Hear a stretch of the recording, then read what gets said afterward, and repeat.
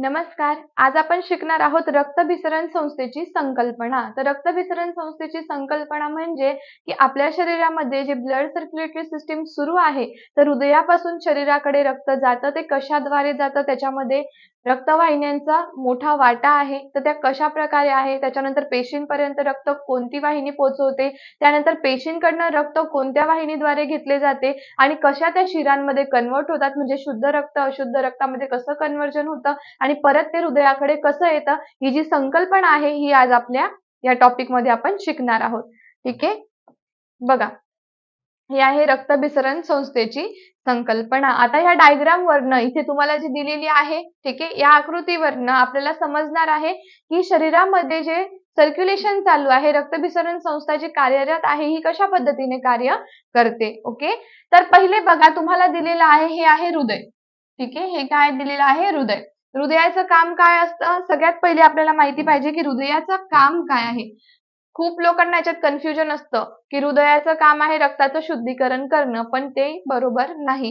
हृदयाचं काम आहे फक्त ब्लड पंपिंग करणं. हे एक पंपिंग मशीन सारखं काम करत असतं. म्हणजे काय, रक्ताला घेणे आणि प्रेशरने बाहेर फेकणे, हे काम कोणाचं असतं, हृदयाचं असतं. म्हणून हे लक्षात ठेवायचं आहे की हृदय कधीच रक्त शुद्ध करत नाही. त्याचं काम फक्त एका मोटर सारखं आहे. जसं पाणी भरण्यासाठी आपल्याला मोटरची आवश्यकता असते, तसंच रक्ताचं शुद्धीकरण करण्यासाठी फुफ्फुसांकडे रक्त कसं जाईल, तर ते या मोटरद्वारे जातं. म्हणजे मोटर म्हणजे कोण आहे, हृदय आहे. ठीक आहे, जसं पाणी आपल्याला घ्यायचं असेल, पाणी आल्यावर आपण मोटर लावतो, म्हणजे ते पाणी फोर्सने जिथे आपल्याला पोहोचवायचंय तिथे पोहोचतं. त्याच पद्धतीने शरीरामध्ये हृदय आहे, एका मोटर सारखं आहे, एका पंपिंग मशीन सारखं ते कार्य करतं. ठीक आहे, तर बघा हे काय आहे, हृदय. ओके, आता हृदयातून तुम्हाला जी ही लाल कलरची दिसते आहे ती आहे रक्तवाहिनी. मग रक्तवाहिनी कोणती, रक्तवाहिन्या तुम्हाला माहिती आहेत कोणत्या कोणत्या असतात आपल्यामध्ये. रक्तवाहिन्या 3 प्रकारच्या असतात. ओके, रक्तवाहिन्या किती प्रकारच्या असतात, 3 प्रकारच्या असतात. कोणत्या कोणत्या असतात बघा, धमनी, नंतर आहे शिरा, ओके, आणि तिसरं आहे केशवाहिनी. तर मानवी रक्तवाहिन्या. आता धमनीमध्ये असतं शुद्ध रक्त, हे लक्षात ठेवायचं आहे. धमनीमध्ये असतं शुद्ध रक्त. ठीक आहे, शिरांमध्ये असतं अशुद्ध रक्त. आणि केशवाहिन्यांना आपण काय म्हणू, धमनी व शिरा यांना जोडणारी वाहिनी, यांना जोडणारी वाहिनी. ठीक आहे, हे लक्षात ठेवायचं आहे. मग आता आपण सर्क्युलेशन बघू. आता तुम्हाला एवढं समजलं की 3 रक्तवाहिन्या आपल्यामध्ये आहे. धमनीमध्ये शुद्ध रक्त असतं, शिरांमध्ये अशुद्ध रक्त असतं, आणि केशवाहिन्या काय आहे, धमनीला व शिराला जोडणाऱ्या रक्तवाहिन्या यांना म्हणता येतं. मग आता ही जी रेड कलरने तुम्हाला दिसते आहे या डायग्राम मध्ये, ही आहे धमनी. ओके, मग जेव्हा रक्त इथे शुद्ध झालं तर तेव्हा काय होणार आहे, ते कोणामार्फत येणार आहे, ते महाधमनीद्वारे कुठे येणार, हृदयाकडून शरीराकडे पास होणार. ठीक आहे, मग ज्या धमनीद्वारे येतं ते, तर ती असते महाधमनी. कारण रक्त कसं फोर्सने पुढे जात असतं, त्यामुळे तिथे छोट्या छोट्या धमन्या नसतात, तर तिथे एक मोठी धमनी असते जिला आपण महाधमनी म्हणतो, आणि इंग्लिश मध्ये तिला आपण बोलतो एरोटा. ठीक आहे, संकल्पनेमध्ये आता इथे वाचा, ही आहे महाधमनी. इथून काय झालं, हृदयातून रक्त महाधमनीमध्ये पाठवलं गेलं. कसं रक्त आहे, शुद्ध रक्त आहे. रक्त कसं आहे, शुद्ध आहे. ठीक आहे, त्याच्यानंतर ह्या महाधमनींचे फांद्या पडल्या. जसं बघा, एक झाड आहे, झाडाचे ब्रांचेस म्हणजे फांद्या पडतात, त्याच पद्धतीने ही जी एरोटा आहे, ही जी रक्तवाहिनी आहे, हिच्या फांद्या पडल्या. मग फांद्या पडल्यानंतर, ब्रांचेस पडल्यानंतर लार्ज आर्टरी मध्ये ही कन्वर्ट झाली. लार्ज आर्टरी म्हणजे कोण, धमन्या. ठीक आहे, महाधमनींचे फांद्या पडून धमन्या बनल्या आणि रक्त पुढे पुढे ट्रान्सफर होत गेलं. त्याच्यानंतर लार्ज आर्टरी म्हणजे धमन्यांच्या परत फांद्या पडल्या. बघा, इथे एक दिसते तुम्हाला, इकडे एक दिसते, बरोबर. मग ह्या धमन्यांच्या ज्या फांद्या पडल्या त्याला आपण म्हणतो स्मॉल आर्टरी. ठीक आहे, पहिले होतं एरोटा, मग काय दिलेलं आहे, लार्ज आर्टरी म्हणजे मोठी धमनी किंवा धमन्या म्हणू शकतात, आणि त्याच्यानंतर स्मॉल आर्टरी म्हणजे काय, धमनिका. ठीक आहे, त्यांचे परत ब्रांचेस म्हणजे परत फांद्या पडल्यानंतर ते धमनिकांमध्ये कन्वर्जन झालं. त्याच्यानंतर ज्या धमनिका आहेत त्यांच्या पण फांद्या पडल्या. ठीक आहे, मग तयार झाली आर्ट्रिओल्स. ठीक आहे, आणि त्यानंतर ब्रांचेस पडल्यावर तयार झाली ती म्हणजे केशवाहिनी, ज्याला आपण कॅपिलरी म्हणतो. लक्षात ठेवा, महाधमनी आहे, महाधमनीच्या फांद्या पडल्यावर धमन्या तयार झाल्या, धमन्यांच्या फांद्या पडल्यावर धमनिका तयार झाली आणि धमनिकांच्या परत फांद्या पडत गेल्या. प्रत्येक पेशींकडे रक्त पोहोचवायचं आहे म्हणून हे सर्व सुरू आहे. प्रत्येक पेशीकडे, प्रत्येक अवयवाकडे, प्रत्येकाकडे रक्त पुरवठा होण्यासाठी यांचे ब्रांचेस पडता आहेत. ओके. मग कॅपिलरीज जी आहे ती काय आहे, एकदम छोटी आणि एकथराने बनलेली केशवाहिनी. सगळ्यात लहान कोण आहे, ती रक्तवाहिनी आहे. ठीक आहे. मग ह्या केशवाहिन्या काय करतात, केशवाहिन्यांपर्यंत आपण आलो. ठीक आहे. मग केशवाहिन्यांनी काय केलं, इथून रक्त घेतलं. ठीक आहे. आपण दुसऱ्या याच्यामध्ये बघू. आता केशवाहिन्यांनी काय केलं बघा, इथे तुमचे काहीतरी पेशी आहेत, कुठले तरी ऑर्गन किंवा अवयव आहेत. ठीक आहे. हे काय आहे, तुमचे अवयव. ओके. आता केशवाहिनी काय आहे, एकाच थराने बनलेली रक्तवाहिनी आहे, केशवाहिनी.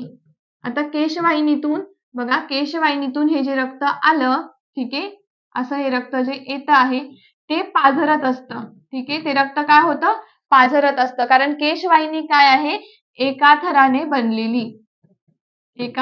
बनलेली असते. ठीक आहे.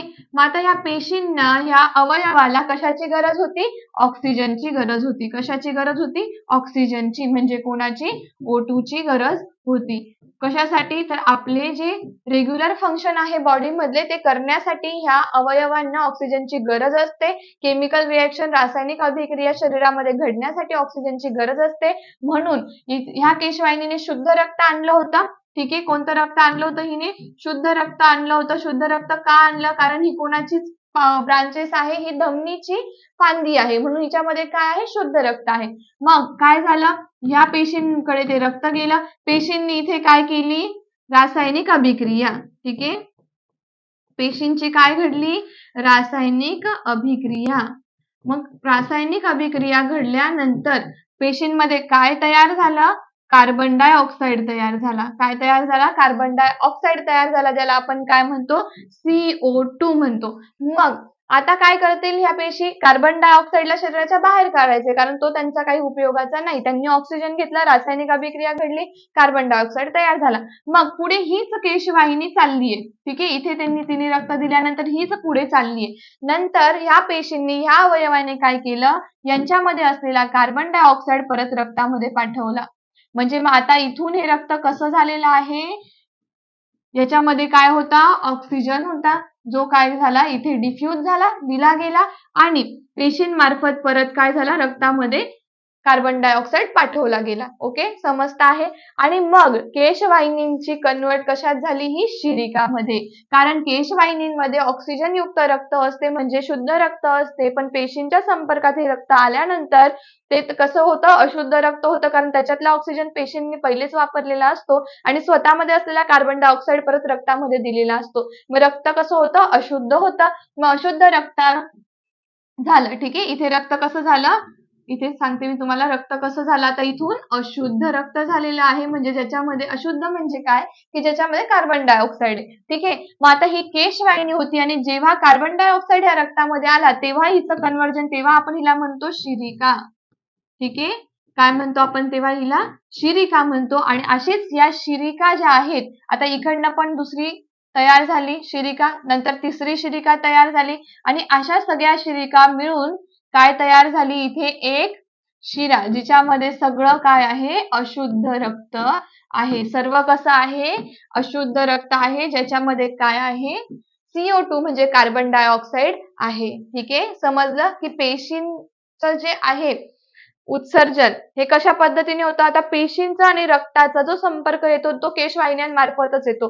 केशवाहिन्यांमार्फतच वायूची, उत्सर्जित पदार्थांची आणि अन्नाची देवाणघेवाण ही होत असते पेशींमध्ये आणि रक्तामध्ये. ठीक आहे. मग सगळं रक्त एकत्र झालं, कशातलं, केशवाहिन्या पुढे आल्या, पेशींशी संपर्कात आल्यानंतर ते सगळं रक्त शिरिकेमध्ये तयार झालं, सगळ्या शिरिका एकत्र तयार झाल्या. इथे काय झालं होतं, धमनीची ब्रांचेस म्हणजे फांद्या पडल्यानंतर धमन्या, धमन्यांच्या फांद्या पडल्यावर केशवाहिन्या, पण सगळ्या केशवाहिन्या गेल्या अवयवांकडे. अवयवांकडनं ज्या रक्तवाहिन्या पुढे गेल्या त्या होत्या शिरिका, कारण त्यांच्यात होतं कार्बन डायऑक्साइड युक्त रक्त आणि त्या एकत्र तयार झाल्यावरती काय तयार झाली, शिरा. ठीक आहे. मग ह्या शिरा एकत्र आता ही इकडे दुसरी शिर तिसरी शिर ह्या जेव्हा एकत्र आल्या तेव्हा बनली महाशिर. ठीक आहे, काय बनली तेव्हा महाशिर, जे की आपण आता ह्याच्यामध्ये बघणार आहोत. ठीक आहे, समजलं तुम्हाला? इथपर्यंत आपण आलो होतो. हृदयातून रक्त शुद्ध झालेलं आहे. आलं ते ॲरोटा म्हणजे महाधमनी, महाधमनीचे ब्रांचेस पडले लार्ज आर्टरी म्हणजे धमन्या, धमन्यांचे ब्रांचेस पडले धमनिकांमध्ये आणि धमनिकांच्या फांद्या पडल्या कशामध्ये? केशवाहिन्यांमध्ये. केशवाहिन्या पेशींशी संपर्कात आल्यानंतर त्यांचं कन्व्हर्जन कशामध्ये झालं? शिरिका. बघा ह्या तुम्हाला ज्या ब्ल्यू कलरने दिसत आहे या शिरिका आहे, ज्याच्यामध्ये डिऑक्सिजनेटेड ब्लड आहे. ठीक आहे, अशुद्ध रक्त आहे त्यांना ब्ल्यू कलरने दाखवलं आहे आणि ज्याच्यात शुद्ध रक्त आहे त्याला लाल कलरने दाखवलंय. मग ह्या छोट्या छोट्या ज्या दिसत आहेत त्या कोण होत्या? मग बघा इथे शिरिका होत्या. ठीक आहे, कोण होत्या? त्या शिरिका होत्या. मग ह्या शिरिका बघा 3 दिसत आहे. या शिरिका एकत्र तयार झाल्यावरती वेन बनली, म्हणजे कोण बनली? शिरा बनली. ह्या शिऱ्यामध्ये काय असतं? अशुद्ध रक्त असतं. ठीक आहे, मग अशा सगळ्या शिरा एकत्र आल्यानंतर बनली ही व्हेना कावा म्हणजे महाशिर. ठीक आहे, जसं की मी तुम्हाला इथे दाखवलेलं आहे. सगळ्या शिरा एकत्र तयार झाल्यावर काय बनली? इथे महाशिर बनलेली आहे. ठीक आहे, समजलं? आणि मग महाशिरेद्वारे रक्त परत कुठे गेलं? हृदयामध्ये गेलं. कशासाठी? For purification. आता रक्तामध्ये जो कार्बन डायऑक्साईड होता जो ह्या महाशिरेंनी त्या शिरांमध्ये महाशिरांमध्ये गेला आणि मग ते रक्ताला कुठे घेऊन गेले? हृदयात घेऊन गेले. कारण तो कार्बन डायऑक्साईड कुठे पाठवायचा आहे? शरीराच्या बाहेर. आणि काय घ्यायचं आहे? रक्तामध्ये ऑक्सिजन घ्यायचा आहे, म्हणून कुठे गेलं? परत हृदयात. मग हृदयाचं कार्य काय? जसं की व्हिडिओच्या पहिलेच आपण बोललो, हे काय आहे? एक पंपिंग मशीन आहे. हे फक्त काय करतं? रक्ताला घेऊन कुठे पाठवतं? फुफ्फुसांकडे पाठवतं आणि फुफ्फुसांकडनं परत काय होतं? रक्त शुद्ध करून येतं. ठीक आहे, म्हणजे ब्लड सर्क्युलेटरी सिस्टीम कशी चालली आपल्या शरीरामध्ये ही फक्त होती एक संकल्पना. आता हृदयामध्ये काय होतं ह्या रक्तांचं हे आपण कशामध्ये बघणार आहोत? मानवी हृदय. मानवी हृदयामध्ये किती वेळेस रक्त येतं? 2 वेळेस येतं. म्हणून आपलं जे रक्तभिसरण संस्था आहे त्याला आपण डबल सर्क्युलेशन सुद्धा म्हणतो. डबल सर्क्युलेशन का? कारण आपल्या हृदयामध्ये रक्त हे 2 वेळेस येतं. 2 वेळेस रक्त हृदयात येतं. एकदा शुद्ध रक्त येतं. शुद्ध रक्त आल्यानंतर पूर्ण शरीरभर जातं आणि अशुद्ध रक्त शिरिकांमार्फत जेव्हा जातं तेव्हा ते फुफ्फुसांकडे जातं, शुद्ध होऊन परत हृदयात येतं आणि हृदयाकडनं सगळ्यांना पुरवलं जातं. ठीक आहे, व्हिडिओ समजला असेल तर पुढच्या व्हिडिओमध्ये आपण काय बघणार आहोत? मानवी हृदय. आता आपण जे सगळं आउटरनल स्ट्रक्चर बघितलं की रक्तभिसरण संस्था बाहेरून कशी सुरू आहे, पण इंटरनल हृदयामध्ये नेमकं काय होत आहे हे मानवी हृदयात आपण बघणार आहोत. ओके.